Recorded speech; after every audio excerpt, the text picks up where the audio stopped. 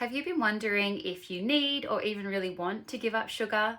Have you been wondering what you might experience if you do?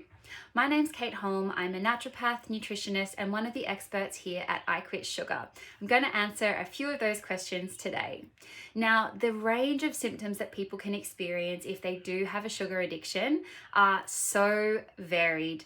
They can influence anything from our mood, our behaviors, definitely our physical body. So I'll go through a few of the common presentations.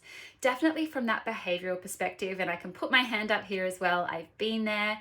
One of the things is feeling quite defensive or protective over your relationship with sugar. It's a pretty good indication that there's a level of addiction there. Now, this is different to just liking sweet foods or having a desire to eat sweet foods. It's really not getting honest with yourself when someone, for example, suggests that you should give it up and you start to feel a little bit triggered. Maybe that's a good sign that you do actually need to reassess that relationship with sugar, and it's tipped out of just something that you like and you enjoy from time to time into something that's maybe less within your control. From there, I guess we can go from the top down. So commonly, people can experience headaches, they can experience migraines if they don't have the sugar that their body is used to consuming. Definitely, there can be brain fog, there can be mood disturbances, there can be energy slumps, which is a really, really common one as well. Often you'll see that afternoon slump, but it can in fact be all through the day, feeling like you really rely on that sugar intake in order to keep your energy where you need it to do your daily tasks.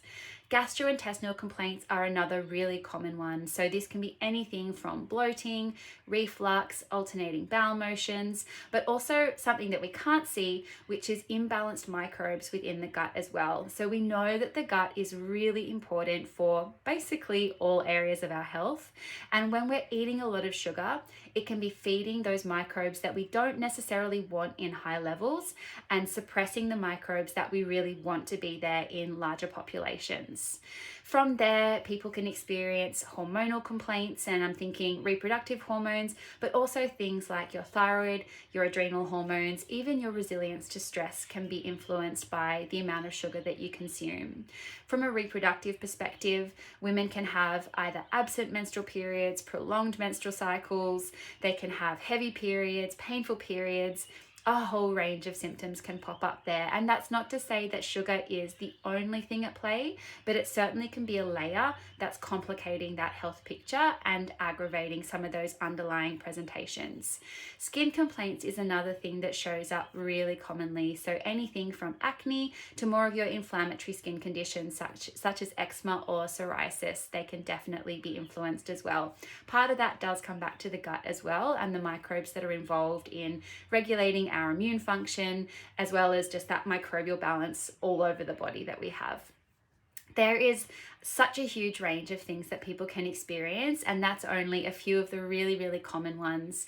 And that's also not to say that if you experience any of those things, it is because of sugar addiction, but taking the sugar out, specifically looking at the fructose consumption, is going to be a great way to see whatever's left underneath that you need to address. Some of the common things that people experience once they have taken sugar out of their diet are definitely that increased energy, increased mental clarity, improved mood. All of those cognitive symptoms can definitely feel a lot better. You can start to improve that microbial balance, which again can lead to improvements in just general gastrointestinal function, but also things like your immune function, the quality of your skin, so many other things within the body that we're learning about the gut and how it influences those areas. It can also really help you to assess your relationship with food. And I think this is such a crucial thing to do and not something that we do that frequently. We have such an abundance of food and food products available to us, and sometimes we can get stuck in behaviors or patterns that are not necessarily supportive, but it's just what we've always done. So having a bit of a pause from something like sugar and then really getting educated around what are the healthy whole foods that I can put back in to crowd out those sugary foods is a great way to reset your diet, your family's diet, and really get informed around how to nourish your body. Nutrient depletion is another big thing that can show up when people are consuming a lot of sugar.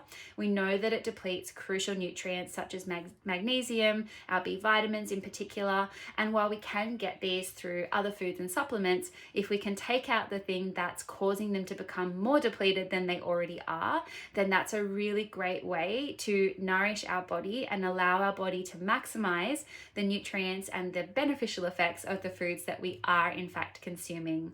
So I hope to see you in the 8-week program. We go into a lot more detail about the effects of sugar, or where you find sugar, how to get it out of your diet, and for how long, how it's appropriate for you, your family, other people. There's so much jam-packed information. It's really holistic. We have an amazing panel of experts.